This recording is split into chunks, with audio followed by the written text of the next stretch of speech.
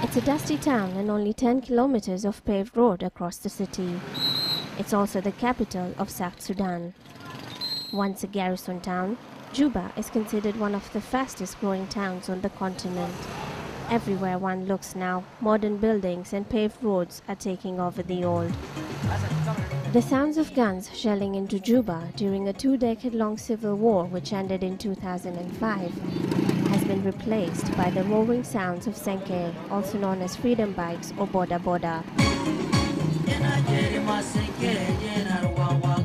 Many of these motorbikes are owned by young men trying to make quick money. The name Boda Boda was coined from the transportation of people from one border to another. This mode of transportation came handy as a quick means of movement between the Uganda and Sudan borders after the war ended.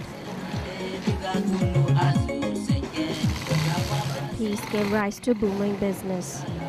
Soon, the Chinese-made Senkes flooded Juba as people could easily buy them from Uganda and ride them in.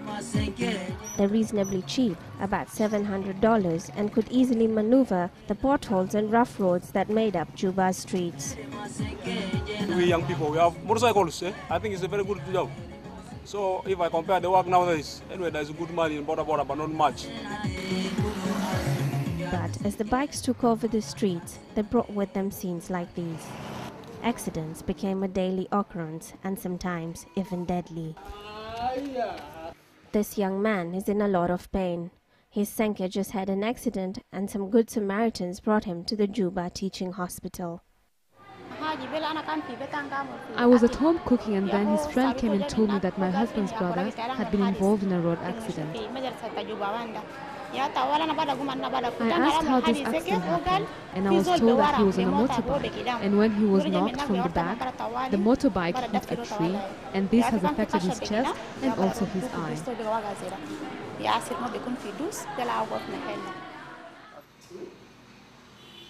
Juba's largest hospital started receiving so many patients as a result of Senke accidents that they named an entire ward after the bike. Ward 10 became the Senke ward. Alfred was unlucky. The Senke rider he used misjudged his distance and hit a car. The rider came out of the accident untouched, but Alfred ended up with a broken leg. For me, Senke is a bad thing because since the motorbikes came to the market, I never rode on it. It was my first time, and I was in a hurry to go to work, and I ended up getting hurt. In 2009, there were hundreds of Senke cases reported at the hospital.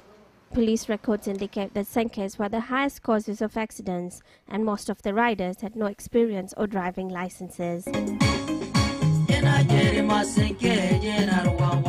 The police swung into action, and this was their catch.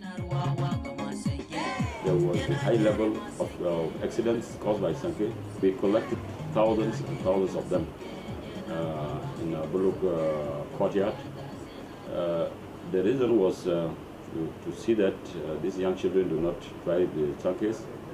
The reason was that they should also be registered, so that when they commit an offense, it can be easily traced.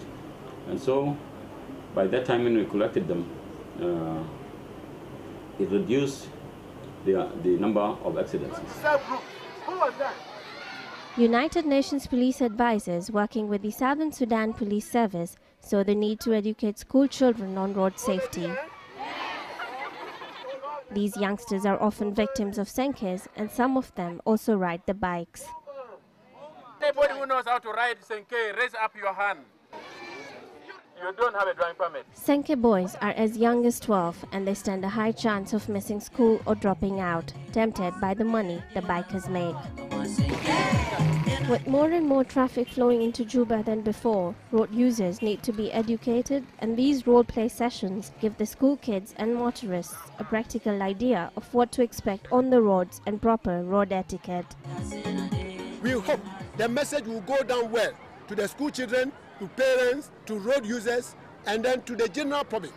We entreat the government of South Sudan to implement laws, especially registration of vehicles, registration of drivers, registration of motorbikes, and then the permits to ride.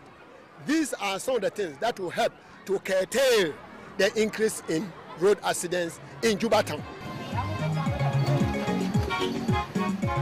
Although there are other forms of transportation in Juba, Senkes still have a big following despite the risks involved. Safety measures like the wearing of helmets have been put in place, but not all Senke riders adhere to it.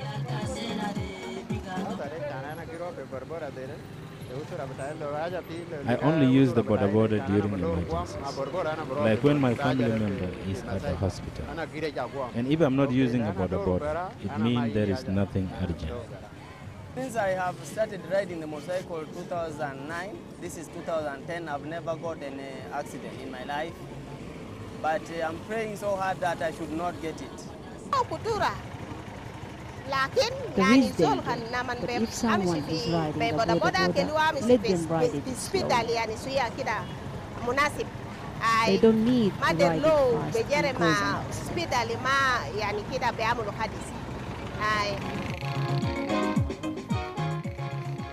The Senkes, even though we know they are of very high level of risk, we cannot stop them completely because they are also a necessity for a lot of citizens.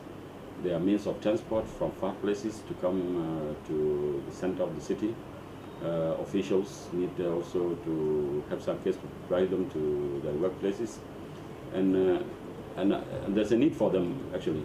What we need is just to regulate them, to educate them to respect the regulations. In just over a year, there has been a considerable reduction in the number of accidents caused by Senkes.